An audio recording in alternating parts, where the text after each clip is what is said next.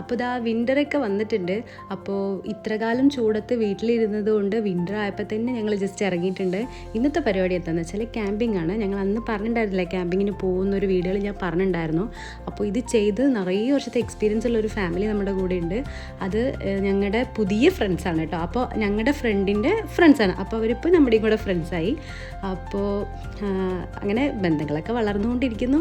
അപ്പോൾ ഞങ്ങൾ രാത്രി ഡിന്നറിന് കൊണ്ടുപോയിട്ടുണ്ടായിരുന്നു. ഒന്നും ഉണ്ടാക്കണ്ടെന്ന് വിചാരിച്ചു. പിന്നെ നമ്മൾ സുലൈമാനിയൊക്കെ ഉണ്ടാക്കി ചീട്ടൊക്കെ കളിച്ച് അങ്ങനെ ഇരിക്കാമെന്ന് വിചാരിച്ചു. പിന്നെ ഞങ്ങൾ ഫ്രോസൺ സമൂസ കൊണ്ടുപോയിട്ടുണ്ടായിരുന്നു. അപ്പോൾ കളിക്കുന്നതിൻ്റെ ഇടയിൽ അത് ഓരോന്നിങ്ങനെ കഴിച്ചിട്ട് അങ്ങനെ ഞങ്ങൾ അതൊക്കെ കഴിച്ച് സുഖമായി കിടന്നുറങ്ങി. രാവിലെ ഒരു 5 മണിക്ക് എണീറ്റ് നോക്കുമ്പോൾ നമ്മൾ കാണുന്ന വ്യൂ ആണിത്. അതായത് എന്താ പറയുക, അടിപൊളി വ്യൂ ആണ് ഇത്. ഇങ്ങനെ വന്ന് നിൽക്കുമ്പോൾ നമുക്ക് മനസ്സിന് കിട്ടുന്നൊരു സമാധാനം, പോസിറ്റിവിറ്റി, അതൊക്കെയാണ് മെയിൻ.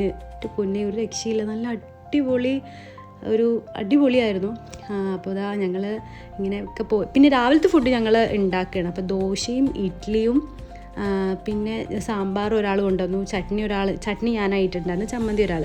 ഞാൻ ചട്നി ഞാൻ നൈസായിട്ട് മറന്നു വെച്ചിട്ടുണ്ട്.